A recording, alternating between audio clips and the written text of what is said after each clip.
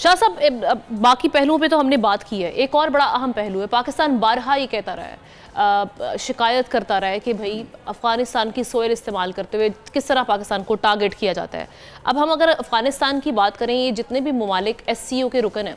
इनमें से अगर आप चाइना को उठा लें, जिस तरह से उन्होंने रिकग्नाइज़ किया, ईरान को उठा लें जो उनकी ट्रेडिंग वाले मामलात हैं अफ़गानिस्तान के साथ, इसके अलावा रशिया, उन्होंने इसको जो टेररिस्ट स्टेटस था इसका वो ख़त्म कर दिया। अब पाकिस्तान के पास इसके हम देख रहे हैं कि ऐसे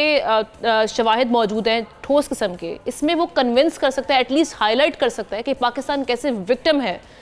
किस तरह से इसको टारगेट किया जा रहा है। इस मामले को देखेगा पाकिस्तान, यहाँ पे हाईलाइट करेगा, आप ऐसा एंटिसिपेट कर रहे हैं? देखिए आमना, मेरे ख्याल में इकॉनमी के हवाले से बड़ी बात होगी कि क्या क्या इकनॉमिक बेनिफिट्स होंगे। मैं ये समझता हूँ कि इस बात से इनकार नहीं किया जा सकता कि इस वक्त पाकिस्तान दोबारा एक बहुत बड़ी, कह सकते हैं ना कि एक प्रॉक्सी वार का मरकज़ बन सकता है ये रीजन, और वो प्रॉक्सी वार होगी इकॉनमी की वार बिटवीन चाइना एंड अमेरिका। और मेरे ख्याल में, मैं खुल के बात करता हूँ, इसमें कोई दूसरी राय नहीं है। और आज अगर आप देख रहे हैं कि चाइनीज़ जो प्राइम मिनिस्टर हैं, बावजूद इसके कि 4 दिन पहले उनके लोगों पे अटैक हुआ और 2 लोग मारे गए, इससे पहले दासू में अटैक हुआ, कई चाइनीज़ इंटरेस्ट को टारगेट किया जा रहा है, लेकिन इसके बावजूद चाइना ने एक बहुत बड़ा कह सकते हैं कि स्टेप उठाया, और वो यहाँ पे उनके प्राइम मिनिस्टर मौजूद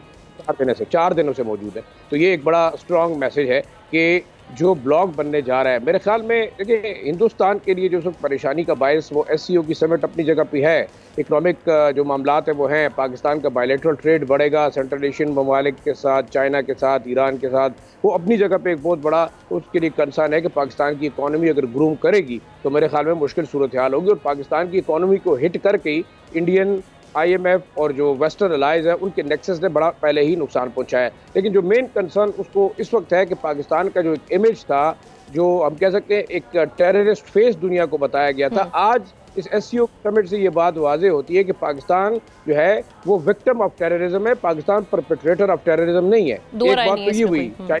चाइनीज जो प्राइम मिनिस्टर, उनकी प्रेजेंस, रशियन डेलीगेशन की प्रेजेंस, बेलारूस के जो प्रेसिडेंट है, सेंट्रल एशियन रिपब्लिक्स के जो सरबराहान है, तो 10 सरबराहान मुमलिकत की मौजूदगी, ये एक बड़ा क्लियर मैसेज है कि पाकिस्तान बड़ा इंपॉर्टेंट है उनके लिए। और रीज़न वो पाकिस्तान के ऊपर कोई एहसान नहीं करे, ना चाइना कर रहे हैं, ना सेंट्रल एशियन ममालिक कर रहे हैं। उस तरफ मैं ज़रूर आऊँगा, मुझे बात करने दीजिएगा, बाकी मैं इकॉनमी बात नहीं करता, काफ़ी बात उसमें हो गई। इस वक्त आप देख सकते हैं कि अफगानिस्तान न सिर्फ पाकिस्तान के लिए एक दहशतगर्दी और टेररिज्म और पाकिस्तान के अंदर लॉ एंड ऑर्डर का मसला है, बल्कि सेंट्रल एशियन रिपब्लिक्स इंतहाई ज़्यादा परेशान है। बाकायदा आप देखें जो यूगर मिलिटेंट्स हैं,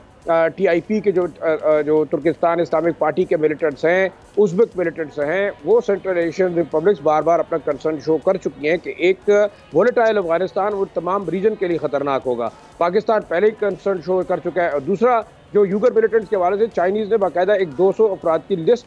काबुल गवर्नमेंट को हैंड ओवर की है, और अगर जो है वो अफगानिस्तान ब्रिक के अंदर या वो किसी भी लिहाज से CPEC का हिस्सा बनना चाहता है तो उसको बहुत सारे इकदाम करने होंगे। तो जो रीजनल सिक्योरिटी की बात एम्बेसडर साहब ने की, मेरे ख्याल में वो बड़ा इंपॉर्टेंट है, क्योंकि उस वक्त तक ये तमाम जो हमारे ख्यालात हैं, ये हमारे तमाम जो मंसूबे हैं, चाहे वो इकॉनमी के हैं, चाहे वो बायलैटरल ट्रेड के हैं, चाहे वो कॉरिडोर्स के हैं, चाहे वो जितने भी हैं, सिक्योरिटी उसका मेन रीज़न है। और मैं ये समझता हूँ कि on the side line of this summit बाकी जो MOUs हुए होंगे, मेरे ख्याल में अब अफगानिस्तान के ऊपर भी प्रेशर बढ़ेगा और उसके ऊपर प्रेशराइज किया जाएगा कि वो रीजनल सिक्योरिटी के खातिर जो जितने दहशतगर्द ग्रुप हैं, जिसमें ISK है, जिसमें TIP है, जिसमें BLA है, और वो तमाम दहशतगर्द ग्रुप जो कि पाकिस्तान की सिक्योरिटी को खतराते हैं, जिससे ईरान की सिक्योरिटी को खतरा है, जिससे चाइना की सिक्योरिटी को खतरा है, जिससे सेंट्रल एशियन रिपब्लिक्स और रशिया खुद खाइफ है। तो मेरे ख्याल से अफगानिस्तान के ऊपर भी प्रेशर बढ़ेगा। और एक और मैसेज जो इस वक्त जाएगा मेरे ख्याल में, रशिया, चाइना, ईरान और बाकी जो